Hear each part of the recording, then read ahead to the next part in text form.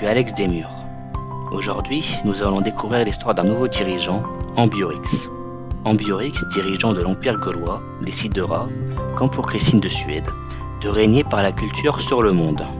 Cependant, il y aura des changements majeurs comparés à la première saison. Et avant de commencer, nous visons toujours les 100 abonnés. Donc si la vidéo vous a plu, partagez, likez et commentez. Cela m'aide énormément et me pousse à sortir des vidéos toujours plus poussées. L'histoire gauloise commence en l'an 4000 avant Jésus-Christ par un moment historique. En effet, les Gésates, unité exclusive à la Gaule, remplacent les guerriers. La capitale Aduatuca a été fondée. La ville créa un éclaireur. Le Zézat commence l'exploration. Ambiorix recherche l'exploitation minière pour pouvoir exploiter les minerais de jade. Le Zézat trouve le Tsingi de Bemara. Le Tsingi est un piège à tigres de 650 km², composé exclusivement d'obélisques géants à bout pointu. Eh oui, c'est dangereux et ça coupe. Cette découverte permet de prendre contact avec l'ordre kabbalistique. Un mystique errant fait irruption dans votre palais. Son corps est couvert de lettres qui vous sont totalement inconnues. Les symboles semblent même briller d'eux-mêmes. Il entreprend d'instruire vos courtisans sur les propriétés alchimiques secrètes de la matière. La possibilité de faire couler le mercure en direction des champs d'oiseaux. De produire du soufre élémentaire à partir des crissins. Ou encore la résonance cachée de certaines pierres lorsqu'elles sont exposées à la lumière de la lune. Il vous demande si vous aussi, vous désirez connaître la véritable nature de l'univers. La découverte de la merveille naturelle octroie un boost de recherche sur l'astrologie. L'éclaireur est formé. Aduatuca commença à en former un autre. 40 ans plus tard, l'éclaireur trouve un éclaireur barbare. Ambiorix envoie le Gézat en direction du barbare pour essayer de trouver le camp. Personne n'aura jamais plus de mérite que la femme d'un mineur de charbon. En moins 3600 avant Jésus-Christ, l'exploitation minière est découverte. Ambiorix recherche l'élevage. Un éclaireur barbare blessé apparaît près de la ville verte. Ce n'est pas la sagesse, mais l'autorité qui fait une loi. En moins 3560 avant Jésus-Christ, le code juridique est découvert. Le roi d'Embo choisit d'adopter la discipline et le culte impérial. Le Gézat attaque l'éclaireur rouge. Ambiorix recherche désormais l'artisanat. Unza apparaît à la Gaule. Lors d'une conversation avec un nouvel associé, il vous révèle des symboles. Un œil dans une pyramide, une chouette à 2 têtes, un serpent se mordant la queue. C'est ainsi que nous identifions les nôtres, vous souffle-t-il. Plus tard, il vous guide dans les tunnels qui serpentent sous la ville, jusqu'à une salle aux rideaux de velours peuplée de silhouettes vêtues de capes et de masques d'animaux. Il vous semble reconnaître certains des individus les plus riches et influents de votre empire, en plus de quelques étrangers. Joignez-vous à nous, vous invite une femme au masque de phalène fort détaillé, d'une voix trahissant fortune et privilèges. Une seconde société secrète est découverte, les chouettes de Minerve. Le Zézat tua l'éclaireur rouge, puis se réfugia dans la ville pour se soigner. Un éclaireur barbare repère la capitale gauloise. 40 ans plus tard, Aduatuca commença à former un colon. Les unités présentes dans la ville verte se dirigent vers l'intrus pour l'attaquer. Tout débuta par un rêve. La mer. Les vagues martelaient le rivage sans se briser sur le sable. La surface de l'eau s'était changée en une substance, évoquant la peau. Une ombre immense se mouvait en dessous, sa silhouette changeant à mesure que de nouveaux membres passaient et d'autres s'atrophiaient. Porté par les vents, une mélopée vous murmurait son nom. Une succession de syllabes imprononçables pour une bouche humaine. Le lendemain, au marché, vous entendez un enfant des rues, au regard vide, marmonner quelque chose dans la même langue. Trouve et visite un village tribal permettant de rencontrer une troisième société secrète, les chanteurs du néant. Ambiorix décide de faire partie de cette société secrète. Notre monde est superficiel. Le leur est d'une profondeur sans égale. Vous avez ouvert votre esprit au champ du néant et accepté sa vérité. Les grands anciens sommeillent, et nous entendons leurs rêves. Ce qui peut sembler folie au premier abord est qu'un éveil à la réalité. Nous attendons, observons la mer et chantons leurs louanges. Le village tribal accorda à Ambiorix un boost de recherche sur la main-d'œuvre nationale. Un éclaireur trouva un guerrier barbare. Le second éclaireur et le Gézat partent à la poursuite de l'intrus qui a repéré la ville. Le guerrier rouge attaqua l'éclaireur vert. Ambiorix choisit la déesse de la ville comme panthéon. Étant la première civilisation à fonder son panthéon, la Gaule eut un moment historique. Un boost de recherche sur le mysticisme est accordé à l'Empire vert. Aduatuca décida de suspendre la formation du colon pour former un fondeur. J'aime les porcs. Les chiens nous regardent avec vénération. Les chats nous toisent avec dédain. Les cochons nous considèrent comme des égaux. En moins 3200 avant JC, l'élevage est découvert. Un éclaireur tombe sur un champ de météorites, permettant d'obtenir un char lourd.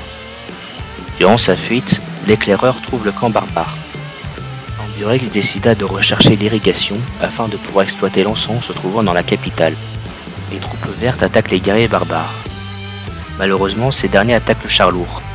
Le Gézat attaqua le dernier guerrier pendant que le char lourd attaque le fondeur. Aduatuca reprit la formation du colon. Un boost de recherche sur le travail du bronze a été accordé à la Gaule. Le char lourd et le Zézat peuvent utiliser leur promotion. Le char lourd tua le fondeur barbare. Le Zézat trouva l'éclaireur barbare. Aucun homme n'a jamais abandonné l'argile humide et compté sur la chance et le hasard pour en faire des briques.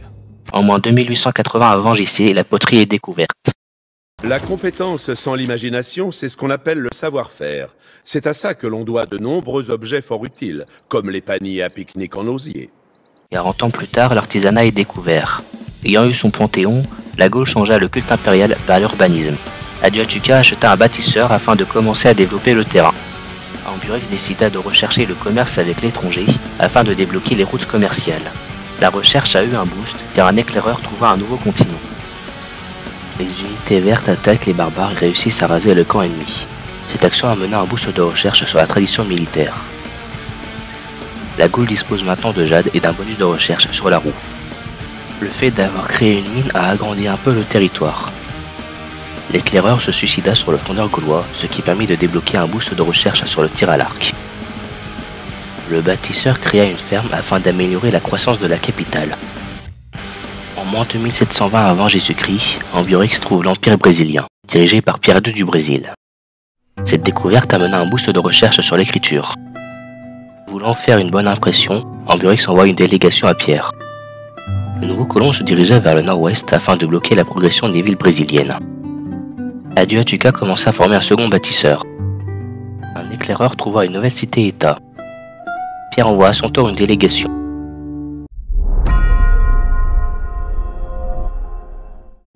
Nous apprenons qu'un guerrier brésilien vient de raser un camp barbare, apportant pour son peuple de l'argent et un moment historique.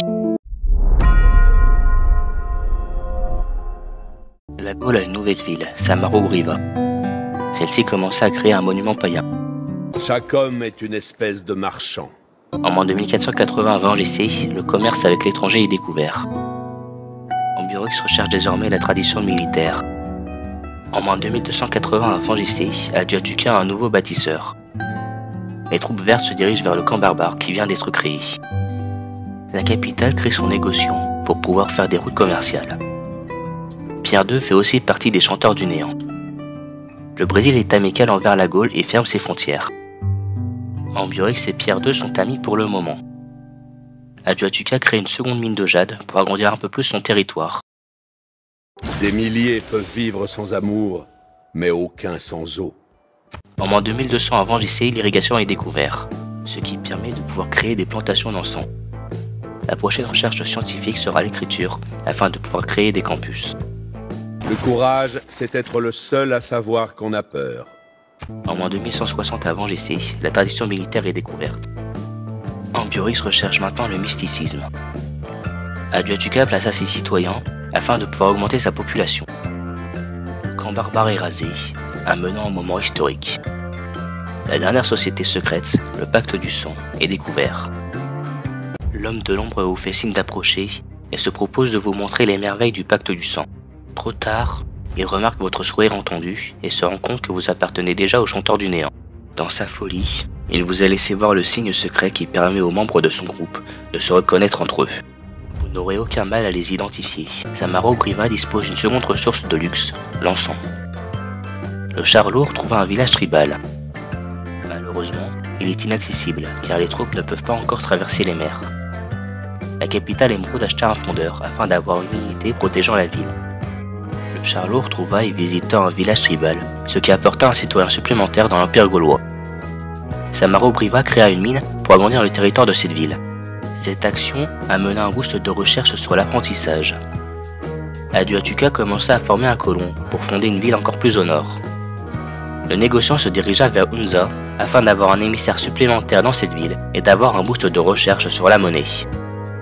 Pierre II, ayant fondé la ville de Sao Paulo, bloque l'expansion du territoire gaulois. Le mysticisme, c'est méprendre un symbole accidentel et individuel pour un symbole universel. En moins 1920 avant Jésus-Christ, le mysticisme est découvert. Un camp barbare est apparu près de la cité-État économique.